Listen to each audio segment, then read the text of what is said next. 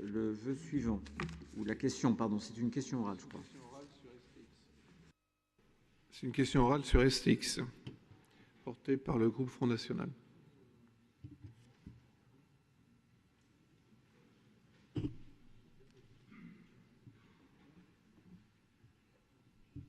Allez-y. Oui, merci, Monsieur le Président. Monsieur le Président, chers collègues, des informations parfois contradictoires circulent autour de la vente des parts jusqu'à présent détenues par STX Offshore et Shipbuilding dans le capital de STX France. Certaines font état d'une opposition du gouvernement français à une participation majoritaire de Fincantieri dans le capital de STX France. D'autres indiquent que le gouvernement aurait négocié, en accord avec le gouvernement italien, une participation majoritaire réduite de l'ordre de 51% de Fincantieri, les parts restantes pouvant être reprises soit par un actionnaire tiers, des CNS ou autre société italienne. Une autre information fait également état d'un projet de type Airbus naval, dont on discerne le caractère européen sans toutefois pouvoir en préciser le contour. Enfin, la presse spécialisée s'est récemment fait l'écho d'un accord tripartite, et c'est là le point qui est inquiétant, un accord tripartite conclu entre Fincantieri, le groupe public chinois CSSC, China State Shipbuilding Corporation, ainsi que le croisiériste Carnival Corporation, portant sur l'étude et la réalisation de paquebots sur le site chinois. Je vous rappelle qu'il y a eu une entreprise a été créée 50-50 entre justement Fincantieri et CSSC. Devant les perspectives de ces nouvelles plutôt inquiétantes, pourriez-vous, Monsieur le Président, nous communiquer les éléments qui sont en votre possession concernant le devenir de STX France et notamment ce que compte faire le gouvernement pour assurer l'avenir de cette entreprise? Monsieur le Président, Mesdames et Messieurs, chers collègues, je vous remercie. Merci. Je vous précise que sur une question orale, je peux ou non autoriser le débat. Je considère qu'STX est un sujet important, donc je vais autoriser un débat. J'ai deux inscrits. Christophe Clergeau. Oui, merci Monsieur le Président. Je serai très court. Deux choses. Une, pour rappeler que dans ce dossier, nous nous battons depuis le départ pour que, quelle que soit la solution finale, d'une part, le repreneur industriel ne soit pas majoritaire seul, et d'autre part, qu'il y ait un pilier territorial dans le tour de table, même sur un niveau limité, pour que nous soyons collectivement acteurs des Pays de la Loire présents sur l'avenir du chantier. Donc je voulais vous demander, vous avez souvent dit que vous étiez attentif au dossier et que vous pourriez envisager l'intervention de la région plutôt dans une logique en dernier ressort. Est-ce qu'aujourd'hui, vous souhaitez la présence même minime de la région, quel que soit le montage ? Et depuis nos derniers échanges, Bruno Delarose s'est exprimé au nom d'un certain nombre de chefs d'entreprise de la région en disant qu'ils étaient disponibles là aussi pour être présents autour de table, même si c'était sur des montants limités. Est-ce que vous encouragez cette démarche, puisque même si c'est une démarche privée, pour qu'elle puisse aboutir et que des acteurs territoriaux soient autour de table, il faut qu'avec le ministre, vous puissiez les uns les autres peser pour que ce soit pris en compte dans la solution qui sera au final retenue. Merci. Pardon, Franck Louvrier. Oui, merci Monsieur le Président. Juste quelques remarques, mais très rapidement sur ce sujet. Je pense vraiment que STX ne doit pas être un sujet de dissension entre nous, surtout dans la négociation actuelle, et surtout pas encore moins de surenchère politique. L'offre italienne est une opportunité forte, intéressante, pour la simple et bonne raison, c'est que d'abord, c'est une offre européenne, et Fincantieri est le leader européen de la construction navale, dans un marché où les Chinois, à juste titre, ont un poids non négligeable.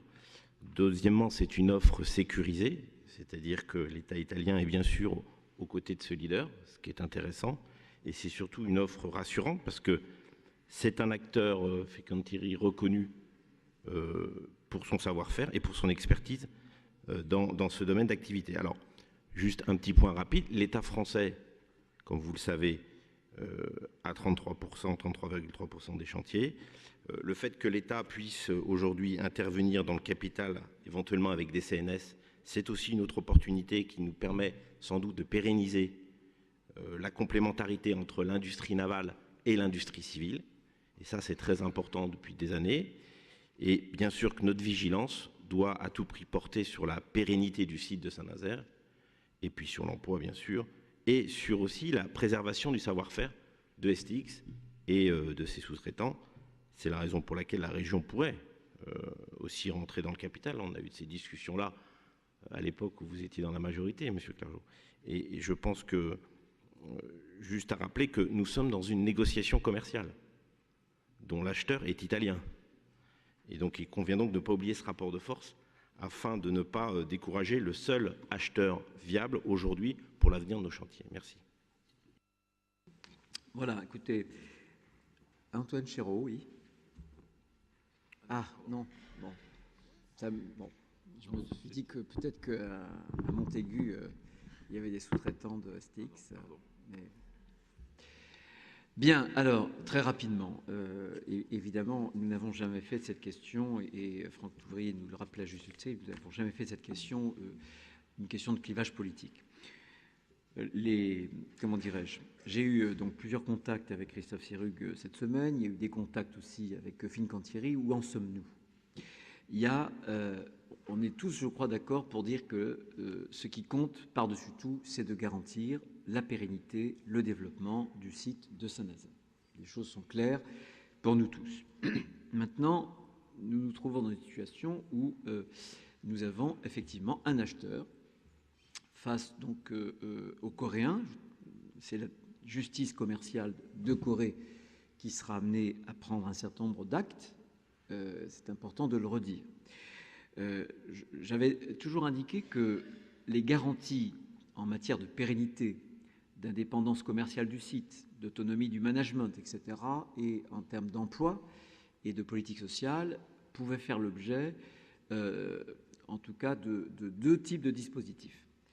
Un premier type de dispositif qui est le pacte d'actionnaires, au vu de ce que Christophe Sirugue m'a communiqué, le gouvernement français avance positivement. Les garanties qui semblent être données, j'attends de les voir par écrit, mais je pense que de ce point de vue-là, le travail est positif et que nous sommes sur une voie qui permet de sécuriser des questions qui sont des questions importantes. Voilà. Par exemple, est-ce que si demain Fincantieri devient propriétaire du chantier de Saint-Nazaire, vous avez des armateurs qui lancent un appel à concurrence, est-ce qu'il peut y avoir une réponse de Fincantieri Italie et une réponse aussi de Saint-Nazaire pour la fabrication d'un paquebot? Ça fait partie, je cite cet exemple parce qu'il me paraît extrêmement significatif. Donc il y a ce dispositif qui va dessiner les garanties qui seront écrites et qui seront contenues dans le pacte d'actionnaires. Et puis il y a les garanties qui sont données par le tour de table. On peut le dire puisque le débat s'est très largement étalé dans la presse, notamment spécialisée, mais aussi d'information générale ces dernières semaines. Fincantieri souhaite avoir la majorité et souhaite avoir la majorité tout de suite. Par ailleurs, il y a un contexte italien où des grandes entreprises ou des entreprises françaises de taille moyenne ont acquis un certain nombre d'entreprises italiennes, ce qui fait qu'il y a un climat national un peu tendu autour de ces prises de participation croisées dans un sens et dans l'autre. Il faut avoir ce contexte à l'esprit pour garder la tête froide et essayer de faire en sorte qu'on puisse préserver nos propres intérêts. Vous me questionnez sur notre positionnement, les uns et les autres.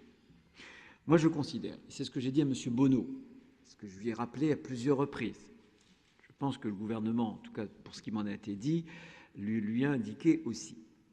Moi, je suis favorable, je suis favorable à une solution qui mettrait Fincantieri de façon provisoire en dessous des 50%. Pourquoi ? Parce que je pense qu'il faut absolument réussir cette transition, je pense qu'il faut absolument réussir cette acquisition, c'est capital. Et je pense que la meilleure façon d'y parvenir, ça n'est pas de passer en force, mais c'est dans une période de 3 ou 5 ans, de pouvoir mieux se connaître, de pouvoir avoir sur la table un plan de développement industriel et progressivement, au terme de cette durée de 3 ou 5 ans, d'avoir une montée en puissance, pourquoi pas au-dessus des 50%, ce qui donnerait la majorité à Fincantieri, mais de façon progressive. Ce que, alors, les Italiens ont dit très bien, Fincantieri moins de 50%, mais on amènera une structure financière italienne qui viendra compléter. Cette solution ne me satisfait pas totalement. J'y vois un peu un faux nez pour le moment, en tout cas pour ce que je connaisse de l'identité des solutions qui ont pu être avancées. C'est la raison pour laquelle j'ai moi-même avancé une solution qui pourrait être que pendant ces 3 ou 5 ans, ce soit la région ou même des industriels, j'y suis parfaitement favorable, qui puissent porter pour faire en sorte qu'on accompagne cette progression qui mettrait Fincantieri au bout de 3 ou 5 ans majoritaire. C'est cette période qui nous permettrait, je crois, d'avoir une bonne acclimatation et qui serait positive. Je ne pense pas que ça ravisse le gouvernement français pour l'instant. Nous sommes au stade des discussions. Il peut parfaitement y avoir une solution pour que, y compris la région participant à hauteur de 5%, on se trouve, le groupe public État plus SNF plus région se trouve en deçà du seuil, évidemment, au-delà duquel on aura une sorte de nationalisation des 50%.